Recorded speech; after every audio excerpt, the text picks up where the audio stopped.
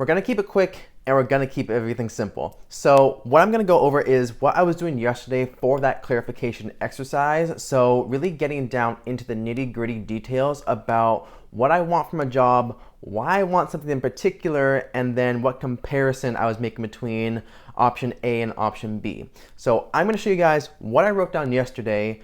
Gonna do a little bit of a deep dive into that, and then I'll show you how you can copy that same exact strategy and then use it in your LinkedIn job search, your Indeed job search, just any format will be able to use what you glean from this practice. So keep it simple, let's jump right in. So going through, this is the exercise, and I'm just calling it, what do I want from work? This is an exercise in which was recommended to me by my counselor, and I think it's something that really helps, again, get into the specifics of what you want and why you want it. And so I really started out just saying, I want a job where I have to learn. I want to work where self-learning is encouraged. Just using these basic statements as in, I want this, I want that, or I need this, I need that, and just listing out as much as possible. So a good example is that I want to bring home $45,000 to $50,000 after taxes. Getting specific, because I know I want to have a certain standard of living. I want to be able to earn a certain standard of living, and to do so, I have done the math previously and know what I need to make. I can live below that, and that's okay, but to achieve more, I want to earn $45,000 to $50,000 every single year after taxes at minimum. And just continuing down the list, I don't want to commute if I don't have to. If I can have a hybrid job, fantastic. But it's the distance which, as I went down through this and continued, I realized, okay, I don't mind commuting. It's just, does it make sense? Is it worth it for me? And how can I use that time effectively?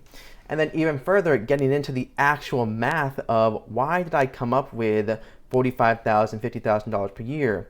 How can I use that math in an online calculator, which I will link down below, to figure out what I need to make per hour, how does that translate per week, and what does it look like every single month?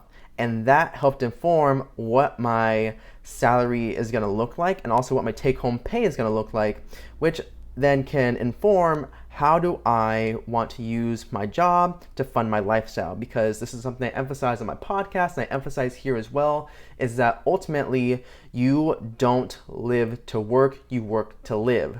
Your job should fuel your life. And it's just a matter of continuing through this process over and over, listing out as much as you want to or as little as you want to, but just being honest and being upfront about it. So let me take you guys now to LinkedIn, and let's look at some of the actual ways I can use the information on here to help fund my job search. All right, so going into LinkedIn, you're gonna wanna follow through with the jobs tab. So that is taking you to their job board. And that is where you're gonna use the information that you created from that exercise to see what is available in your area that meets the criteria that you set out for yourself. So I'm selecting Portland, Oregon due to the vicinity. And so from there, I'm gonna just use that as the base area because that's the region I'm okay commuting into. And so from there, using the filters is going to be where the exercise really has its place to shine. So experience level, I'm going with entry level or associate just due to the ability and the hope of getting my foot in the door of certain companies. Job type, want full-time work. I might take contract, but for right now, we're going to leave it at full-time. Continuing on down, on-site or remote, I want on-site or hybrid options because I do understand that for those of us in Gen Z and just in general, social capital is something that we all tend to lack, and the more we can build up, the better.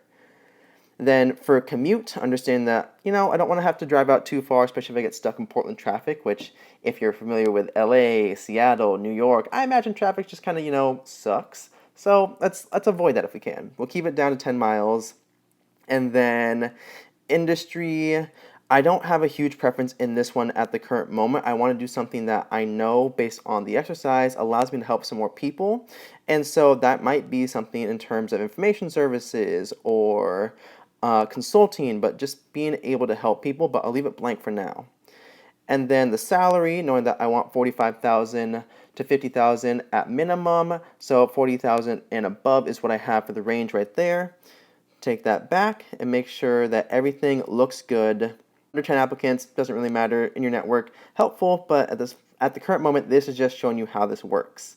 From there, show results, let it do its thing. So I have 3,064 results of jobs in my area within Portland that kind of meet the criteria that I'm looking for. And that is taking that exercise and really using it to refine the criteria that you're looking for to the best of your ability. So there's things like the management trainee here in Vancouver. That's something that I remember hearing a lot about while I was in university at George Fox. The marketing channel specialist for Consolidated Metco. Continuing on down, I got field property claim adjuster. This is one that I have saved. You see that little gray flag. I saved it previously because ZoomInfo is a company that is local in my area that I think would be fantastic to work in or to at least get my foot in the door. So I've saved it. And I encourage you to do this as well as you go through, as you find out what jobs are available. Save them. Save the ones that you believe would be a good fit for you, or at least ones you want to read more about and see if you have the skills that match it. Because you don't want to just do so much of an overreach that you don't know if you're going to get the job or not. If you are using the clarification exercise, this is how it will help you find good options. So I encourage you to be very honest with it and do your best with it. If you're doing this exercise honestly and truthfully, we're all gonna have vastly different answers. So my instinct on what I need to make per year in terms of overall pay, accounting for Washington state tax, is going to be very different for someone who lives in, say, New York, who's going to have a super high tax, or just the standard of living is going to be very, very different. And so I don't want you to feel like you have to copy my answers or anything like that. As long as you're being super honest and asking yourself why and diving into it, that's going to help you understand and really use this exercise to the fullest benefit possible. I hope you guys found this helpful. I will keep documenting my journey through unemployment right now. Either that's me finding my next job, building out my next business, whatever it is. I hope you guys will come along, and I hope these videos are going to help you find your career, find your vocation. Have an amazing day, you amazing people, and I will see you all in the next video.